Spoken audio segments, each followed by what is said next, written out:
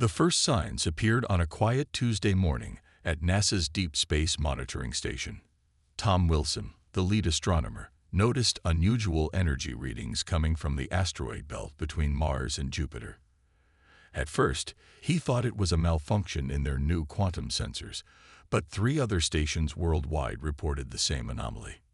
"This can't be natural," he muttered, adjusting his glasses as he stared at the pulsing patterns on his screen. The energy signatures showed clear signs of artificial origin, with regular intervals that couldn't occur in nature. Within hours, the world's major space agencies were sharing data, and military satellites were redirected to monitor the phenomenon. But nothing could have prepared humanity for what happened next. They emerged from behind Mars, 5 massive ships, each the size of a small city. Their surfaces gleamed with a metallic sheen that seemed to shift colors under the sun's light. As they approached Earth, every military installation went on high alert, and governments worldwide declared states of emergency. But the aliens, calling themselves the Collectors, came in peace, or so they claimed. Their first transmission reached every major communications network simultaneously. "People of Earth," their message began, translated perfectly into every major language. "We come seeking friendship and mutual prosperity." The alien ambassador, who called himself the Overseer, appeared human-like, but with silvery skin and eyes that reflected light like mirrors. He explained that their civilization had mastered faster than light travel and had been studying Earth from afar. "We offer you a simple exchange," the Overseer announced during the first global broadcast. "Allow us mining rights in your uninhabited regions, and we will share technologies that will advance your civilization by centuries." The United Nations hastily assembled an emergency session. World leaders debated through sleepless nights, weighing the risks and potential benefits. The Collectors' technology was incredible. They demonstrated clean energy systems, advanced medical equipment, and transportation methods that defied current physics. Dr. Anna Roberts, the lead scientist appointed to evaluate their technology, couldn't find any flaws. "Everything checks out," she reported to the UN Security Council. "Their tech is genuine, and their proposals seem reasonable." After 2 weeks of negotiations, Earth's governments agreed to a carefully worded treaty. The Collectors would have limited mining rights in specific uninhabited areas, under strict human oversight. In exchange, they would gradually share their technology through controlled exchanges. But Jack Martinez, a marine biologist monitoring deep-sea activities near the Mariana Trench, noticed something odd. His underwater sensors detected vibrations that shouldn't exist, patterns that matched industrial mining operations, but at depths where the Collectors hadn't been given permission to operate. He reported his findings to his superiors, but before any investigation could begin, similar reports started coming in from monitoring stations around the globe. The Collectors were already mining, not just where they were permitted, but everywhere they thought they wouldn't be caught. When confronted, the Overseer dismissed the accusations with smooth explanations about sensor malfunctions and natural phenomena. But the evidence kept mounting. Then came the discovery that broke the facade. A junior analyst at the Global Resource Monitoring Center found that the Collectors' ships were extracting resources at rates thousands of times higher than declared. They weren't just mining.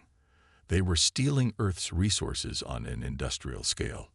As Part 1 drew to a close, humanity realized a harsh truth. Their first contact with alien life had been built on deception. The Collectors weren't partners. They were parasites, and Earth was their latest target. The question wasn't if there would be conflict, but when. And as military leaders worldwide began secret preparations, they couldn't help but wonder, what chance did humanity have against an enemy this advanced? Little did the Collectors know, they had just made the biggest mistake in their species' history. They had underestimated humanity's capacity to fight back when threatened, and they were about to learn why that was a deadly error. Dawn broke over the Pacific Ocean, but it wasn't the sun that lit up the sky. Massive ships, different from the diplomatic vessels humanity had seen before, descended through the clouds.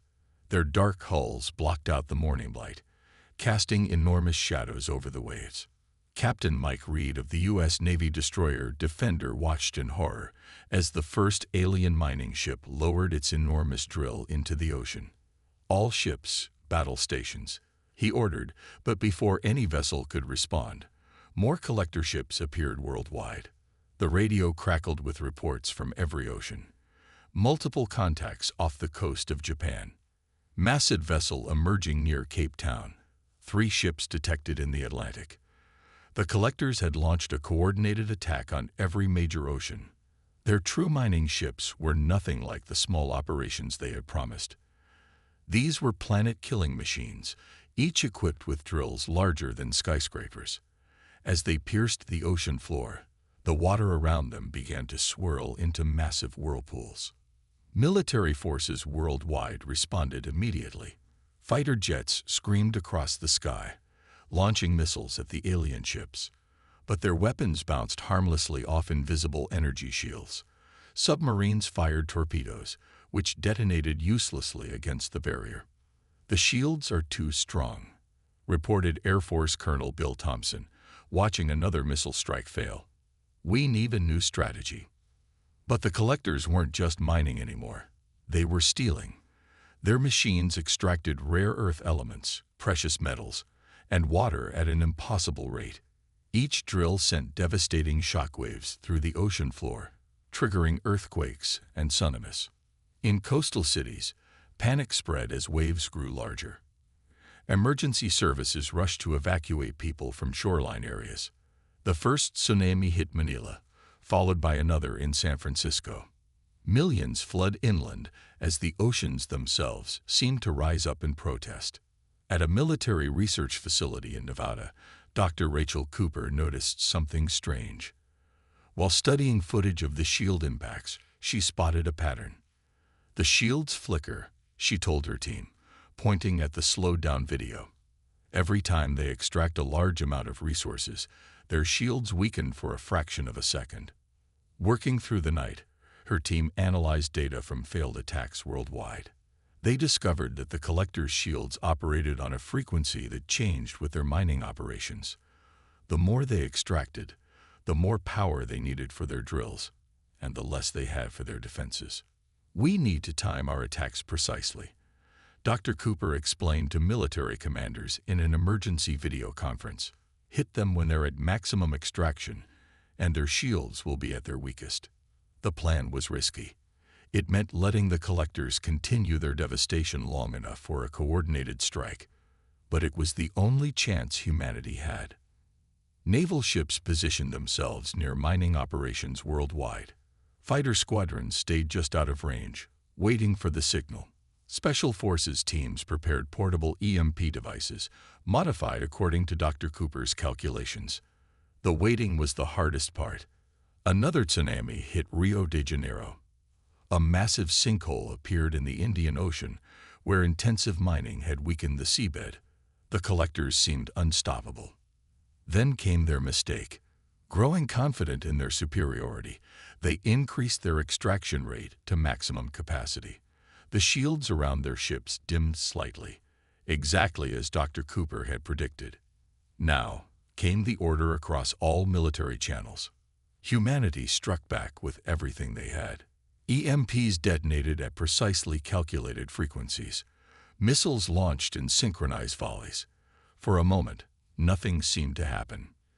Then, like a miracle, the shields began to fail. As Part 2 ended, the first collector ship crashed into the Pacific Ocean, its systems overloaded by the coordinated attack. It was humanity's first real victory. But the war was far from over. The collectors still had more ships, more technology, and more weapons than Earth had ever seen. But now they knew something crucial. The aliens weren't invincible, and that knowledge would change everything. The crashed collector ship became Earth's most valuable prize. Military forces secured the wreckage site in the Pacific Ocean, creating a floating research station around it. Scientists from every major nation worked together, racing to understand the alien technology before the collectors could retaliate. Professor Robert Baker led the engineering team studying the ship's remains. "It's like nothing we've ever seen," he said, examining a piece of the ship's hull. "But it's not completely beyond our understanding. They use some of the same basic principles we do, just centuries ahead of us."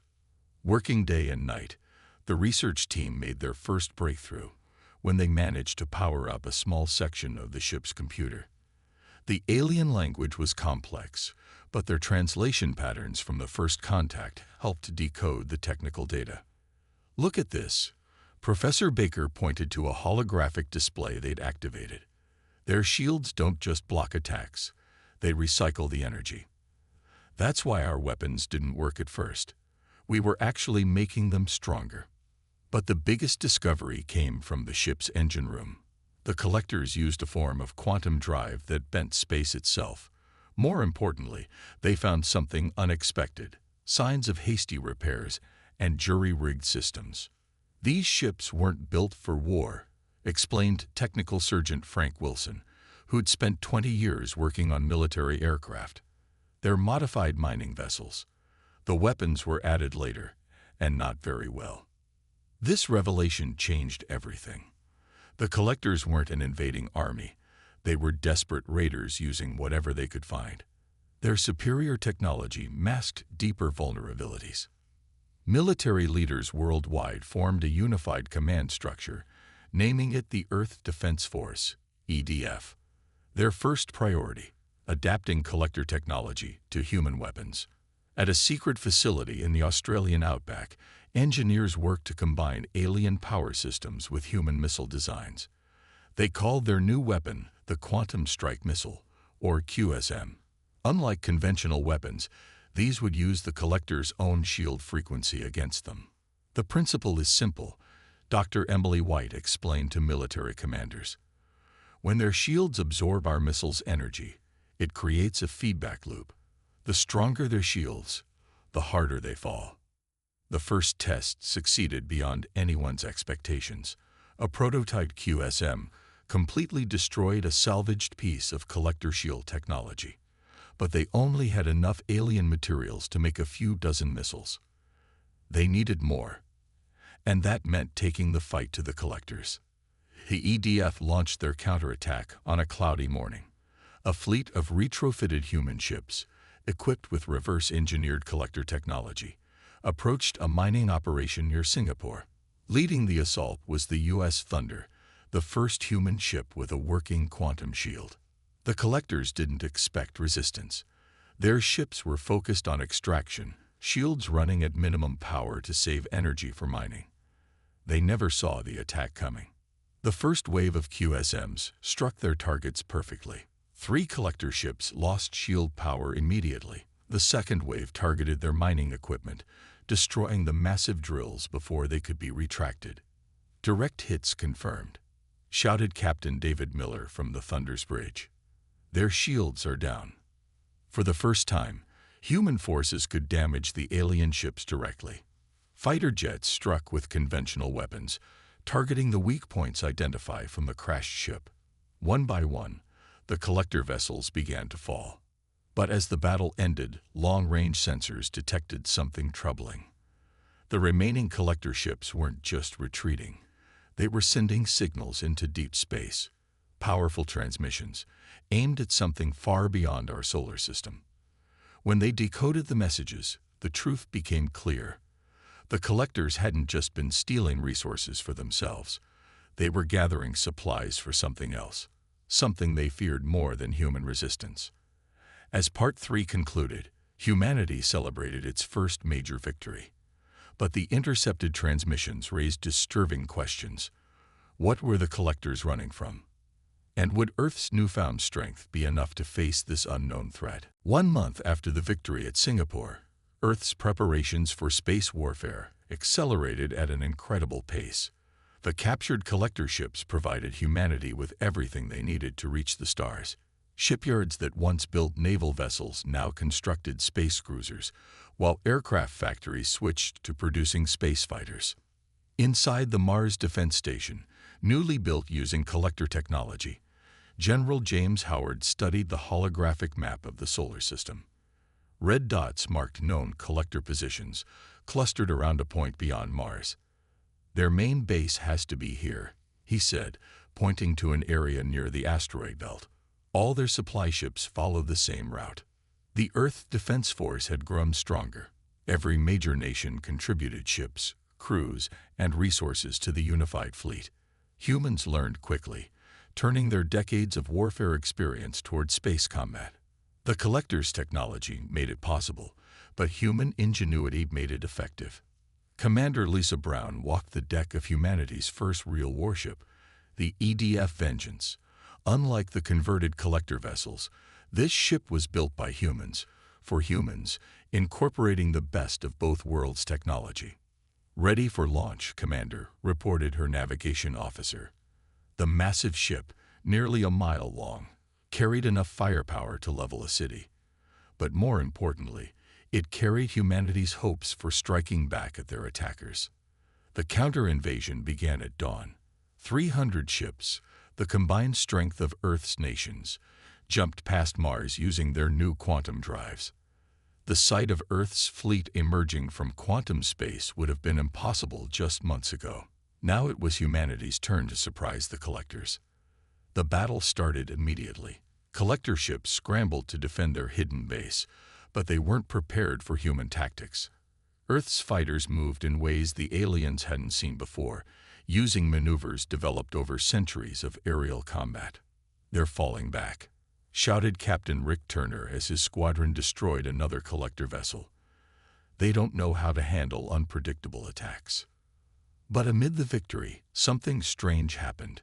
When Earth forces breached the main Collector base, they didn't find an invasion fleet. Instead, they discovered what looked like refugee ships, hundreds of them, filled with civilian Collectors.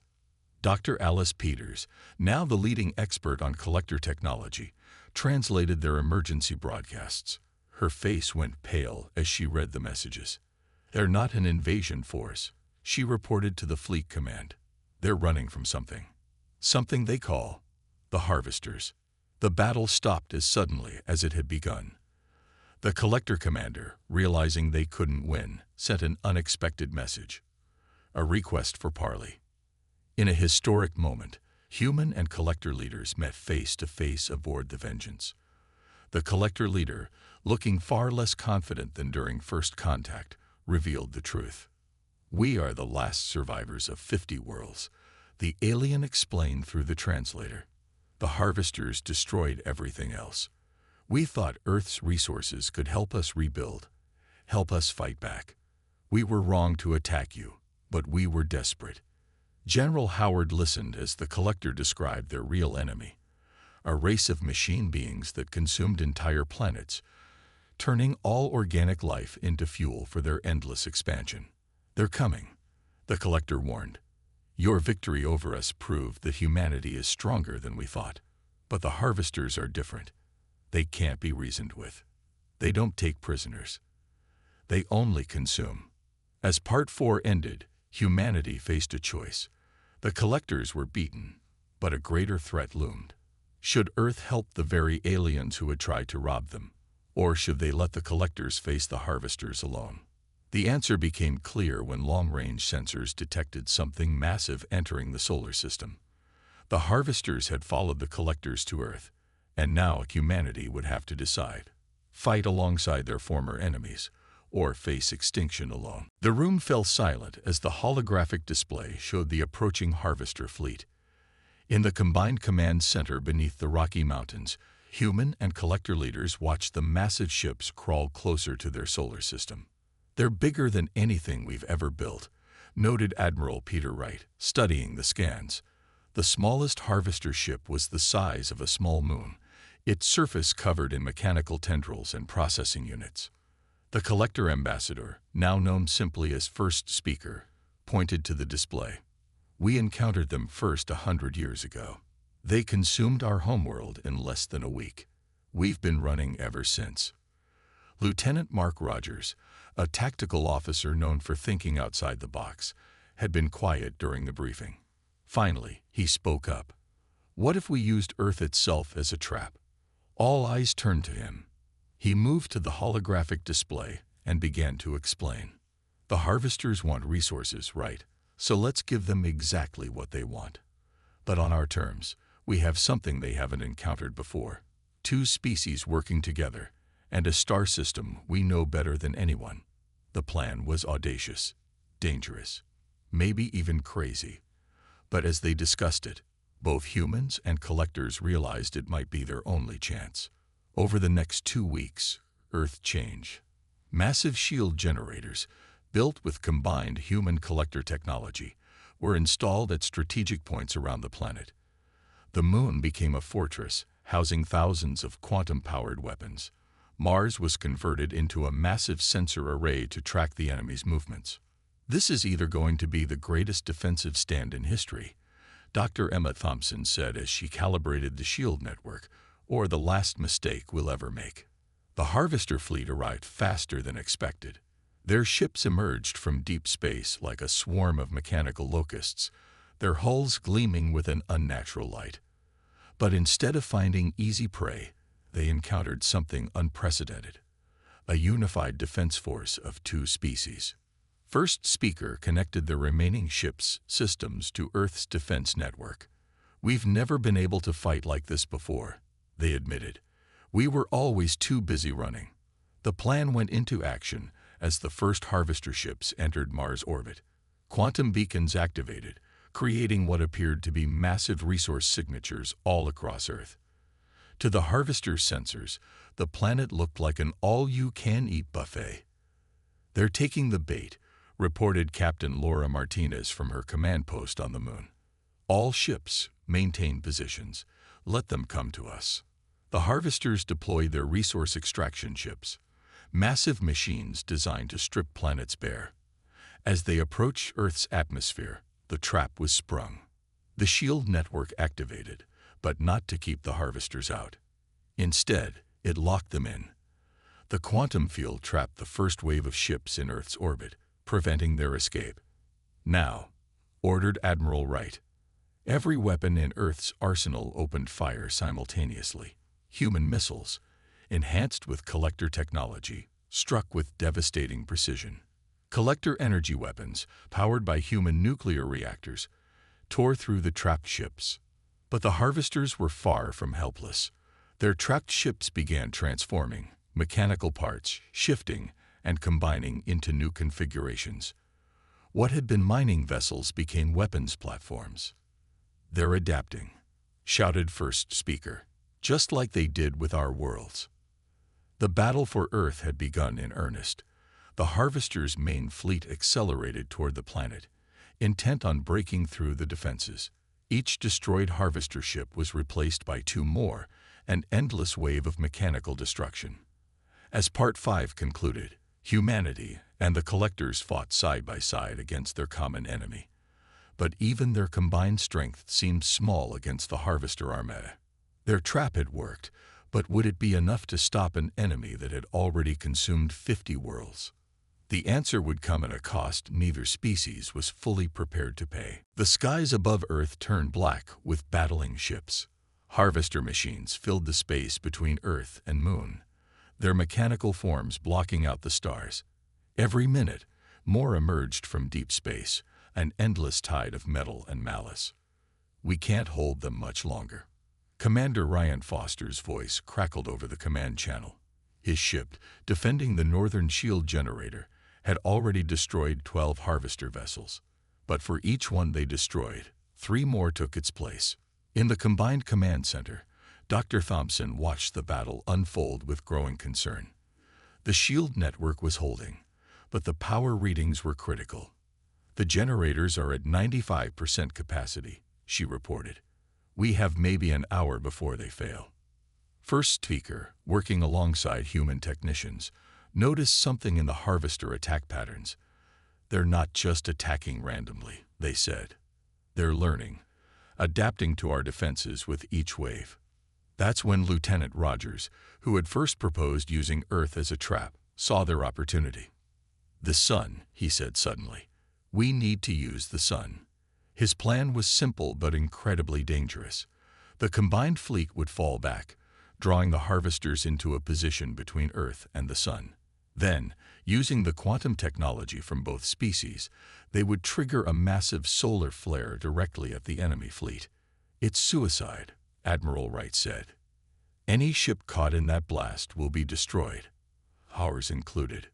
"We'll do it," first speaker volunteered. "Our remaining ships have the strongest shields. We'll hold them in position while your fleet triggers the flare." The human commanders protested, but the collectors were firm. "We brought this threat to your world," first speaker said. "Let us help end it." The order was given. Human ships began a fighting retreat, drawing the Harvester fleet into position. The collectors engaged their enemies directly, their ships forming a barrier that forced the Harvesters to cluster together.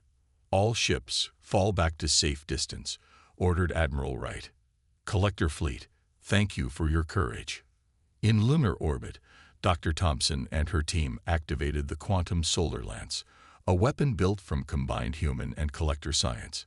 It would magnify the sun's power and direct it precisely at their enemies. The Harvester ships, sensing the trap too late, tried to break formation. But the collectors held firm, their ships taking devastating damage to keep the enemy in place. "Solar lance at full power," Dr. Thompson reported. "Firing in 3, 2, 1.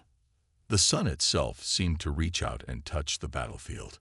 A massive flare, enhanced by quantum technology, erupted from the solar surface. The blast caught the Harvester fleet in its center, the concentrated plasma overwhelming even their advanced defenses. Harvester ships melted and exploded by the hundreds. Their mechanical bodies, designed to consume worlds, proved vulnerable to the raw power of a star. But the collector ships, true to their word, held their position. One by one, they vanished in the solar fire, their sacrifice ensuring the Harvesters couldn't escape. When the flare subsided, the space around Earth was nearly empty. Debris from thousands of destroyed ships floated like artificial asteroids. Of the collector fleet that had sacrificed itself, nothing recognizable remained. "Multiple contacts," a sensor operator shouted. More Harvester ships approaching from deep space. But these ships were different. They turned away from Earth, retreating into the darkness. For the first time in their history, the Harvesters had found a prey that could fight back and win. As Part 6 ended, humanity had survived, but at a terrible cost. The collectors, once their enemies, had given their lives to protect Earth. Their sacrifice proved that redemption was possible, even across the gulf of space. The question now was, what would humanity do with this victory? The answer would define not just Earth's future, but their place in the galaxy. 6 months after the Great Battle, Earth had changed in ways no one could have imagined. The space around the planet glittered not with stars, but with the lights of construction ships. Humans worked tirelessly, building a new future from the remains of 2 civilizations. Professor Baker stood in the new Global Space Academy, watching students, both human and the few surviving collectors, study together. "It's amazing how things change," he said to Dr. Thompson. "A year ago, we were fighting for survival. Now we're teaching each other about the universe." The remaining collectors, mostly civilians from hidden refugee ships, had asked to stay on Earth. Their knowledge of space travel, combined with human innovation, was transforming both societies. Cities now had quantum transportation systems, and clean energy powered everything from homes to spacecraft. "Look at this," Dr. Thompson said, showing him a tablet. On the screen, the first human-built colony ship neared completion in lunar orbit. It was massive, designed to carry thousands of people to the stars. Its name was painted proudly on the hull, Unity. But the changes weren't just in technology. The war had taught humanity important lessons. Old rivalries between nations faded as people realized their true place in the universe. The Earth Defense Force had become the Earth Exploration Fleet, though it remained ready to protect their world. In the Sahara Desert, where a Harvester ship had crashed, researchers made an incredible discovery. The ship's databanks contained maps of the galaxy, including the locations of other civilizations that might need help against the Harvesters. "We have a responsibility now," Admiral Wright told the United Earth Council. The collectors sacrificed themselves to save us. We can honor their memory by helping others." The council agreed. Earth would no longer wait for threats to find them. They would reach out to other civilizations, build alliances, and create a network of worlds that could stand together against any threat. First Speaker's child, one of the few collector leaders to survive, worked closely with humans to plan these missions. "My parent believed in humanity's potential," they said during a global broadcast. "Now I understand why. You don't just survive, you help others survive too." The first test of this new policy came when long-range sensors detected a distant civilization under attack from another harvester fleet. Earth didn't hesitate. The exploration fleet, led by Commander Lisa Brown aboard the new flagship, Remember, jumped into action. This time, they weren't fighting alone. The knowledge gained from the previous battle, combined with collector technology and human ingenuity, made them a formidable force. The harvesters, facing unexpected resistance, retreated before they could consume another world. "The galaxy is changing," Captain Turner said as his ship patrolled the solar system. "For the first time, the harvesters are the ones who have to be afraid." Back on Earth, in what used to be the Emergency Command Center, Lieutenant Rogers, now Admiral Rogers, looked at a new holographic display. It showed hundreds of potential colony sites, places where humanity could expand and grow.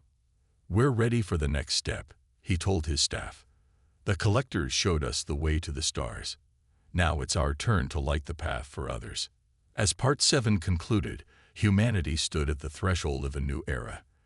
They had not just survived an alien invasion. They had emerged stronger, wiser, and more united. The resources the collectors once tried to steal had become the foundation of a new civilization, one that would reach out to the stars not to conquer or consume, but to protect and preserve. The war that began with an attempt to steal Earth's resources had ended by giving humanity something far more valuable, a purpose among the stars.